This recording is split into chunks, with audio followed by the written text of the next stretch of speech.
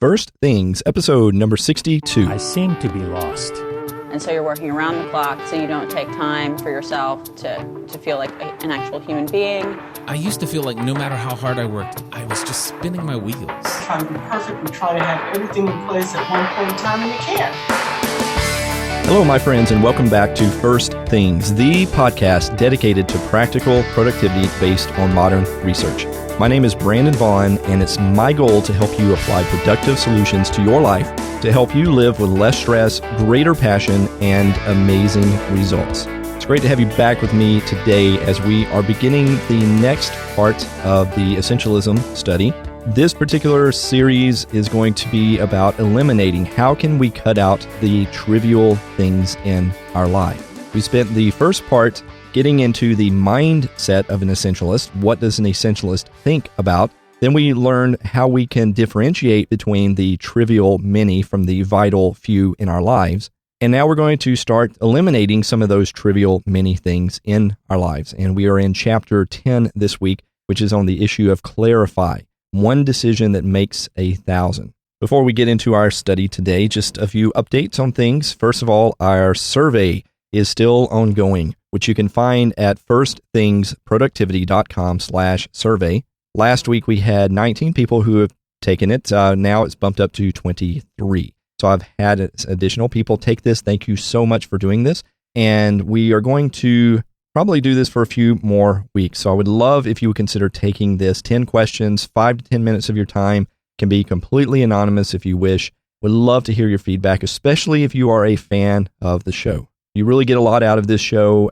I would encourage you to take this. It's going to feed back into me. And this is the sole purpose. How can I better serve you guys and gals who listen to me on this show? And this is what it's all about. So please consider taking it. I would greatly appreciate that. I am almost caught up with all of my correspondence with people. I know that Amanda had contacted me on Facebook, sent me a great email. Amanda, I did get that, and I will be replying to you shortly. I think maybe 1 or 2 comments on my discussion board, and I'm trying to keep up much more with that. So thank you guys for being patient with me about that, and hopefully get into a better routine as we move forward with all of that. Again, I know I've mentioned this a couple of weeks now, Vanessa Van Edwards' 30-day free course on mastering your people skills over at creativelive.com. Go check it out. Probably going to be free for about the next 10 days or so. Just some really awesome stuff that she's communicating there about more effective communication, more effective body language. It's basically an hour every day that she's just breaking things up into smaller segments. Really great stuff. I imagine at some point, after I work myself through all of that material, it will probably show up here in some fashion. I will probably do a study about many of those types of things here on this show as well. So my essentials, wow, how are my essentials doing this week? Well, like last week, I would probably put my writing at about an A-. I've had some struggles trying to just keep going, and especially when I don't get to do this first thing in the morning like I had been doing, and I have to carve out time either in the afternoon or night to do this. Fortunately, I have not missed one day where I've been writing, but still not as effective as I feel like I could be. Just a lot of things getting in the way. My music went from probably a B to maybe a B-, C+. I'm still not completely off the map, not quite as far as I had last time. I've been upgrading a lot of my music software, but that's not quite the same thing as writing music. So I set a little bit more realistic goal for myself this week. I was going to finish guitar work and vocals on a song that I had written, more of a country song of anything else, and I was hoping to have it done by this past weekend. But now I've decided to spend this entire week just trying to finish up the guitars on that and then spend this weekend recording vocals. So that's my new plan. So I'm not beating up myself, condemning myself. I am just being realist about it, but pushing my essentials and saying, yes, this is going to happen, and let's get moving. Sleep. Last week was a B. This week, probably around a B as well. I've been doing pretty good, getting at least 7 hours of sleep. Feel like I need to get more around 7.5. I think I mentioned that in the sleep episode. So still doing pretty good there. Eating, exercise, I was a B. I might be more B-, C+. My exercise has kind of dropped off just a little bit, but still, these are pretty big things. Family, I don't think I've ever reported family. Took some time out Friday to go see a movie with my family. Gosh, what did I see? went to see the Disney movie Alexander and the Terrible, Horrible, No Good, Very Bad Day. And this has only got about a 65% rating on Rotten Tomatoes. I actually like the movie quite a bit, mostly because it's very focused around essentials and about the fact that things go wrong and yet you're still together. I actually really enjoyed the movie, but went with my family, had a really great time with them. So I've been doing pretty good there as well. Okay, so let's get into our study for today over clarify. Now, this particular topic probably could have been in the previous section, but I could see why Greg chose to put it here in the section about beginning to eliminate things. Basically, it's more around the idea of almost writing a mission statement for your life. What is your life about? And to be very specific and to be very clear about what it is that you want to be, who you want to be, and what you want to stand for. Now, Greg starts out with giving 3 different companies and their mission statements, asking people if they can identify which goes with which. Now, I'm not going to quote all of this, but I will quote just one part of it so you can get basically the emphasis of what he's trying to say. So he gives one company called Dean Foods Corporation. So this is a food and beverage company, and in particular, they focus around milk, dairy, and soy products. They manufacture products with milk and dairy and soy. So let me give you 3 mission statements, and I want you to tell me which one of these mission statements goes with this milk and dairy company. So here's the first one. The company's primary objective is to maximize long-term stockholder value while adhering to the laws of the jurisdictions in which it operates, and at all times observing the highest ethical standards. Here's the second one. To be the leader in every market we serve to the benefit of our customers and our shareholders. And here's a third one. A profitable growth through superior customer service, innovation, quality, and commitment.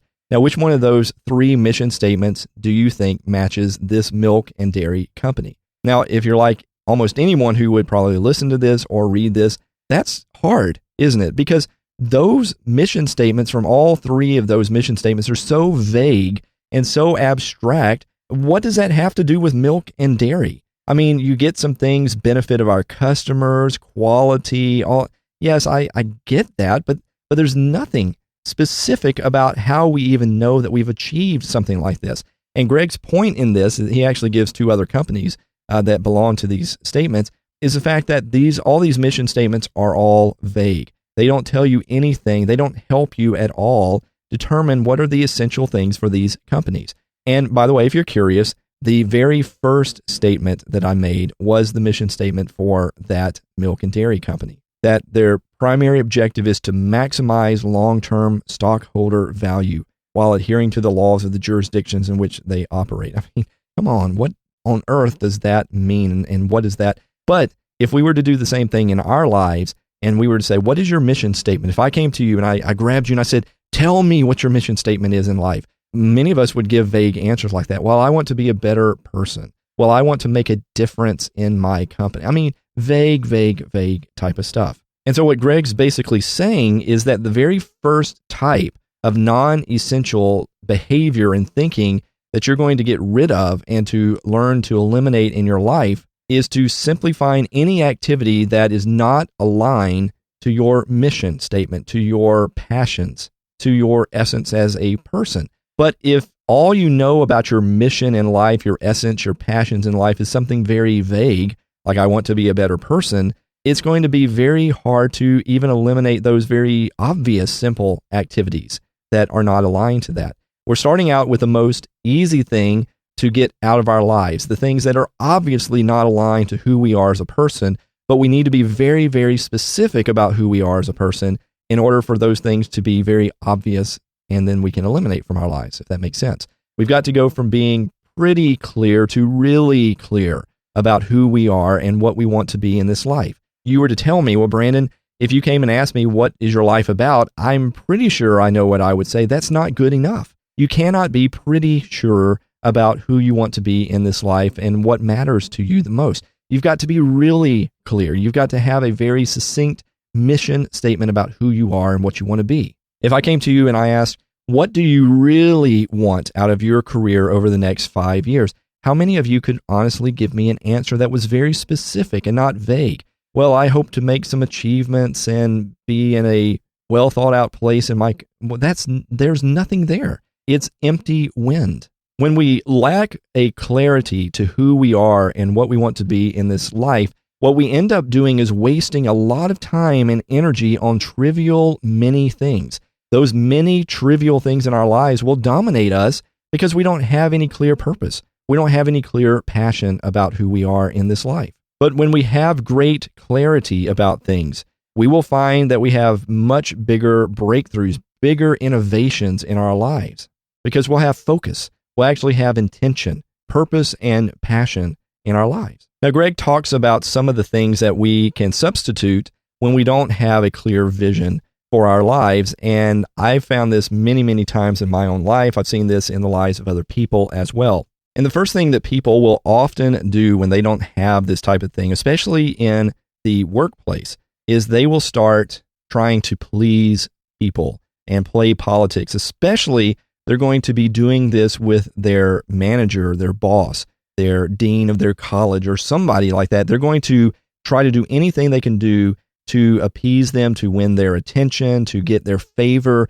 They will fear their rejection in droves and do anything they can to avoid any type of negative word or rejection from this person. Now, here's what Greg says about this. The problem is when people don't know what the end game is, they are unclear about how to win. And as a result, they make up their own game and their own rules as they vie for the manager's favor. Instead of focusing their time and energies on making a high level of contribution, they put all of their effort into games like attempting to look better than their peers, or demonstrating their own self-importance, or echoing their manager's every idea or sentiment. These kind of activities are not only non-essential, but they're damaging and counterproductive. We do a similar thing in our personal lives as well. When we are unclear about our real purpose in life, in other words, when we don't have a clear sense of our goals, our aspirations, and our values, we make up our own social games.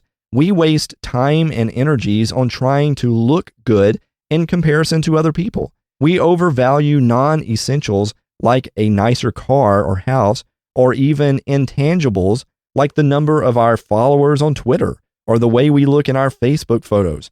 As a result, we neglect activities that are truly essential, like spending time with our loved ones, or nurturing our spirit, or taking care of our health. I thought that was a great quote from Greg.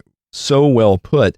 I loved his analogy here of the fact that if we don't know what game we're playing, if we don't know what the end game is, what's the goal of this game, then you will invent your own game. You will invent your own rules that go with that game. I don't know if you guys have ever seen Caddyshack, especially the second one, I think is the one that I'm thinking of, this particular scene, where they are playing golf and they're trying to make it into a different game. And the guy who played Cousin Eddie on the Vacation movies, he was in there. And there's this one place where the guy is trying to putt and sink the ball into the hole, and the other guy is playing hockey. So you may not be a golf fan, you may not like golf, but I'm sure you've seen it. You've seen the flag on the putting green. Now imagine they're up there putting the ball, and there is a guy in full hockey gear with the mask and everything, with the puck and the stick, right there over the hole, going to block the ball. I mean, it's like, can you imagine that? Because that was what was in this movie scene. The crazy nonsense. It's like, hey, fella, this isn't hockey. This is golf. You can't do this in golf. And this is basically what we do with our lives. When we don't really know what game we're playing, when we don't know what the end state of that is, because we don't have very clear goals, we don't know what our aspirations are in life, we don't have it very well laid out, then we will invent games. We will invent new rules. We will merge things together that don't need to be merged, like merging hockey and golf together. Of course, maybe that might make it a lot more exciting for people, but it's not the purpose of it. The second pattern that can often happen when we don't have a very clear purpose is one in which we see everything as being good and nothing being bad. So, in other words, we go back to what we've said in previous episodes where we just try to do it all. We don't choose the better things to do. We just choose everything, or we choose everything that we think is good that may not always be the best things. We just choose and say yes to all those things. The fact is that the various things we can do in life don't always work well together. They don't add up to give us a major achievement in our lives. And many times I think in at least our subconscious, we may actually think this, that if I do all of these things, and they will eventually add up to, say, you're a good person, or you're worth something, or you've done a really good job with your life, or wow, you've really achieved something. So many times I've done this. I've thought, well, if I did this and I did this and I did this and this and this and this and this and this, then I will feel like I've done something with my life. But then when I looked at it, I'm thinking, none of those things really resonate with me. It's just busy work. It's just little things here and there. And I think it actually adds up to something, and it adds up to a big zero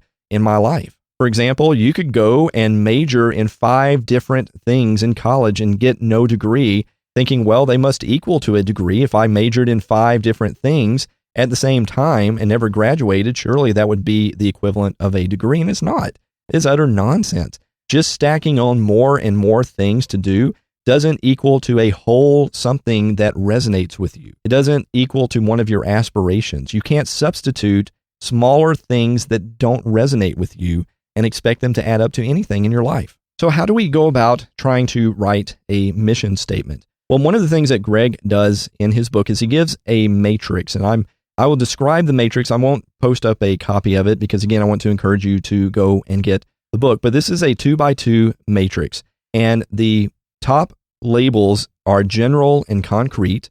So this is one aspect of how we can write a mission statement in our lives. We can be very general, very abstract, or we can be very detailed and concrete. And then on the rows, those labels are going to be inspirational or bland. So we can be very inspiring and motivational with whatever our goal is in life and our aspirations in life, or we can be kind of bland and boring about what that is.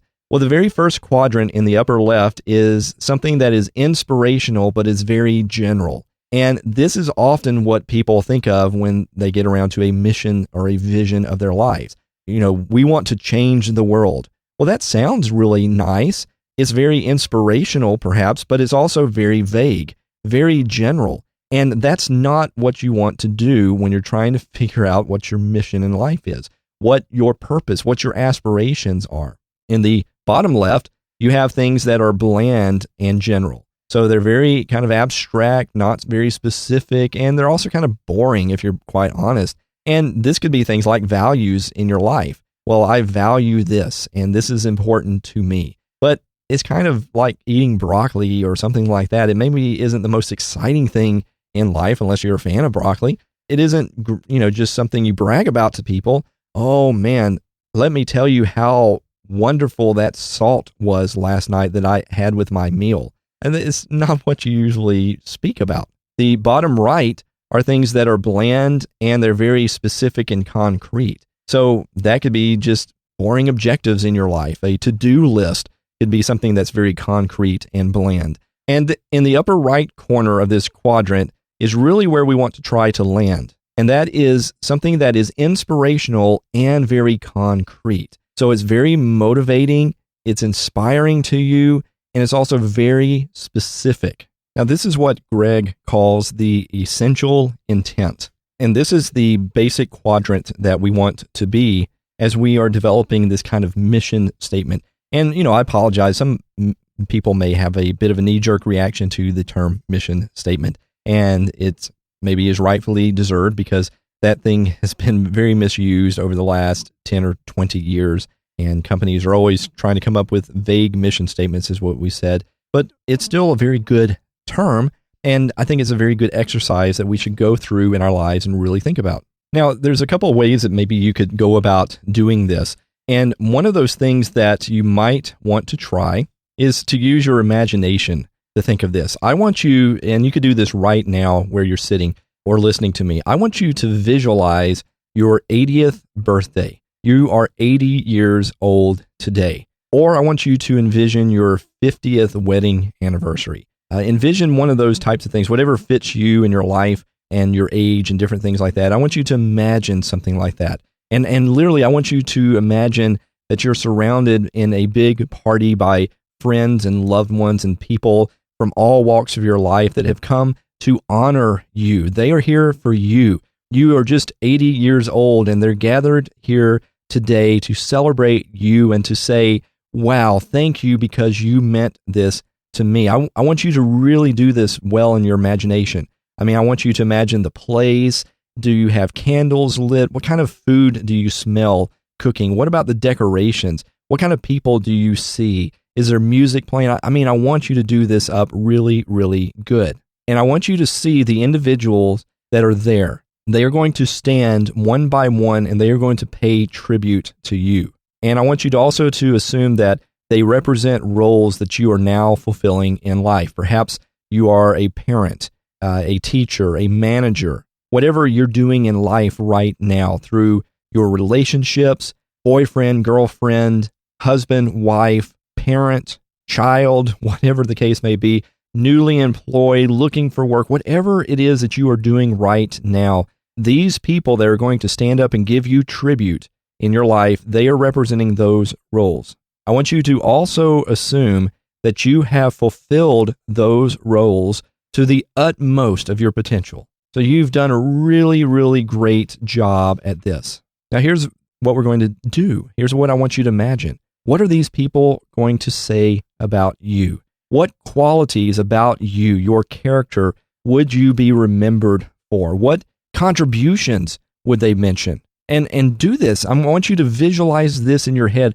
Look around. Maybe close your eyes, as long as you're not driving. Close your eyes and look around at the people that are there to celebrate your life. What important difference have you made in their lives? What would they say about you? And what I would do to encourage you in this exercise is either in your mind or later on a piece of paper, write down maybe 5, 6, 7 of these roles that you are thinking about. I am a parent, I am a spouse, I am a manager, whatever that case may be. And then I want you to write down what they said about you. What was the tribute that they gave about you? This person, he was my father, and he was always there for me. He always encouraged me so much when I was down, and when I needed him to be there, he was there for me. He always had time for me. There was never anything that was more important to him than me. I mean, that would be like a tribute I could hear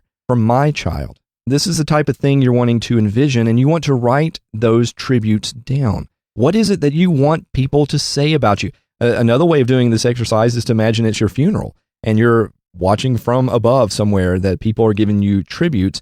But I like this other one a little bit better because you're not dead yet. You're still alive and you're hearing these types of tributes in person. I just find it a little bit better way of doing this type of exercise. Now, after you've written these in your mind or on a piece of paper, I want you to look at those roles. I want you to look at those tributes that were said about you. And I want you to ask yourself, how do I feel when I look at the vision of what my life could represent? Do I feel fulfilled? Do I feel happy and encouraged? Do I feel like this resonates with me? Because if you are doing this exercise properly, you are well on your way to discovering your passions, to discovering your potential, to discovering the things that resonate with you, to discovering a mission statement for your life. In other words, imagine all these tributes. What if you could really do that in your life? What if you could actually make that be the reality in your life? You could memorize it, you could envision it, you could actually put it into action. How would you feel about your life then? Would you feel happy? Would you feel fulfilled? I think if you do this exercise properly, you would feel that. Now, let me give you several examples of mission statements. And just to kind of get you in the mindset of where you want to be with this essential intent, where you might want to be at the end of this type of exercise that I just described for you. And by the way, all of these examples I'm about to give you comes from a book by Stephen Covey called First Things First. If you go to firstthingsproductivity.com/62, go all the way down to the very bottom of that page, you'll see a link to this book. Highly recommend you pick up this book if you do not own it already. Well, let me give you some example statements. Here's one. I will live each day with courage and a belief in myself and others. I will live by the values of integrity, freedom of choice, and a love of all God's people. I will strive to keep commitments, not only to others, but to myself as well. I will remember that to truly live, I must climb the mountain today, for tomorrow may be too late. I know that my mountain may seem no more than a hill to others, and I will accept that. I will be renewed by my own personal victories and triumphs, no matter how small. I will continue to make my own choices and to live with them as I have always done. I will not make excuses or blame others. I will, for as long as possible, keep my mind and body healthy and strong so that I am able to make the choice to climb the mountain. I will help others as best I can and will thank those who help me along the way. So here is another mission statement. I will embrace and see each day as not just another day, but one filled with opportunity and excitement. I alone will choose for myself those endeavors I wish to pursue. I desire to live a life of moral fulfillment and simplicity. Concern for my well-being will be my first priority. I believe that if I remain true to my values, I will have a positive influence on those I touch. I will try with a firm conviction to share more of my innermost thoughts with the ones I love. I realize that I am both interdependent and respondable to others. With this in mind, I will consciously seek to understand and obtain a closeness with my family and colleagues. I will continue to grow by stimulating my mind with new learning. While I value the freedom and financial security my profession provides, I realize that freedom and security alone cannot provide the happiness I seek. I alone will choose for myself. How about this one? My mission is to be a force for positive change and to inspire others to greatness through being a catalyst for action and through developing a shared vision of that which is possible. I will strive to continually invent the future out of my imagination rather than being a victim of the past. I will strive to choose my way, honoring courage, justice, humility, kindness, understanding, and personal integrity. Finally, I will frequently remind myself that without risk, there is neither success nor failure. As Thomas Aquinas observed, if the primary mission of a captain were to preserve his ship, he would never leave port. I pledge myself to being a caring and honest friend to those around me, and to always attempt to link that which I know with that which I do. How about one more? To be the person my children look to with pride when they say, "This is my dad." To be the one my children come to for love, comfort, and understanding. To be the friend known as caring and always willing to listen emphatically to their concerns. To be a person not willing to win at the cost of another's spirit. To be a person who can feel pain and not want to hurt another. To be the person who speaks for the one that cannot.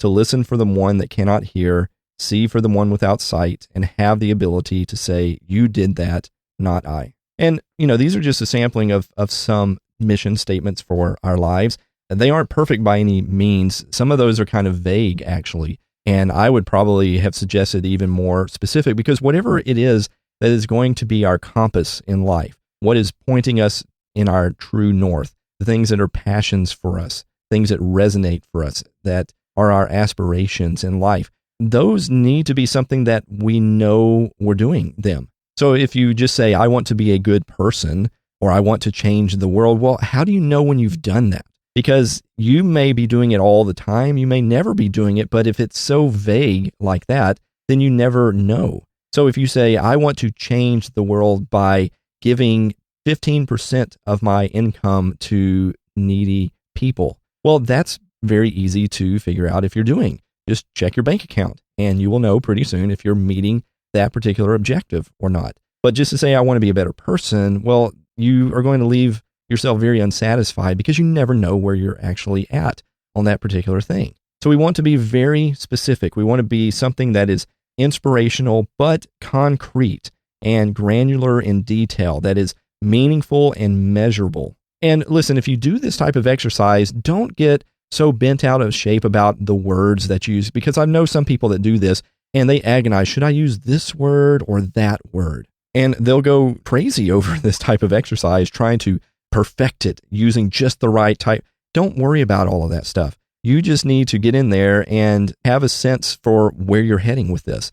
It might help to write it down for a lot of people. That's probably the best advice I can give most people, but I want to also be honest with you. I've tried doing this before when I've written it down, and it doesn't fit me. I am okay doing this with me thinking through it, and even maybe talking out loud while I'm driving a car, and I'm going through this type of stuff, and I can see the benefit in writing it down, putting it there. But at the same time, I think a mission statement should end with a comma and not a period. And by that, I mean that I think you do this, say this week, I don't think that it's something you can necessarily just assume that you never have to revisit ever. I think that continually you'll be adjusting it and moving into different areas of your life. So to end up today, this is the summary that Greg gives in the Essentialism book on this. The non-essentialist has vague general vision or mission statements, but an essentialist has a strategy that is concrete and inspirational. A non-essentialist has concrete quarterly objectives, but ones that fail to energize or inspire people to take their efforts to the next level. An essentialist has an intent that is both meaningful and memorable, and the non-essentialist has a value set, but no guiding principles for implementing them, whereas an essentialist makes one decision that eliminates 1,000 later decisions. So I hope you've enjoyed this. Hope you've enjoyed getting into this talk about mission statements. I would encourage you to go for it and to do the exercises we talked about. To pick up this First book by Stephen Covey would be a great thing as well. Go through this and think through this. If you have any questions about this, or if you would like to share with me your mission statement, I would love to read it. If you write it out, send it to me. I will read it. If you want comments from me, I'll comment back for you. You can email me at me@brandonvaughn.com. And that's V as in Victor, AUGHN. There's a Stevie Ray Vaughan, some of you may know, guitarist, and he spells his name a little bit differently than I do. It's VAUGHN. Email me. Let me know what you came up with. Let me know if you have questions. Let me know if you want feedback on yours.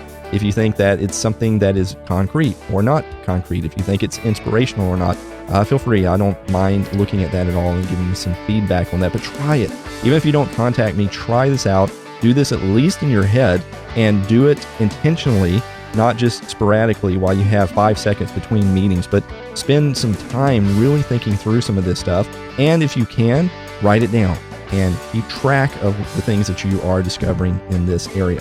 So that's the first part of cutting out the trivial many, is to clarify, to have a vision of your life, a mission statement of your life.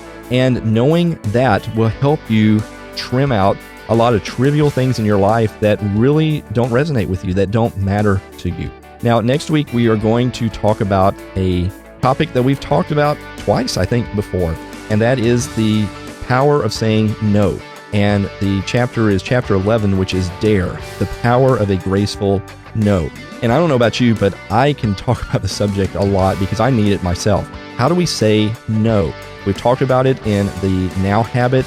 We talked about it in the assertiveness study, and each one of those gave us a different dimension of it. It's like a diamond that has different angles to it, and you turn it this way, turn it that way. It gives you a completely different, it's the same diamond, but it's a different view, and it's beautiful all the way that you turn it. Well, we're going to see yet another way of considering how we say no from an essentialist point of view.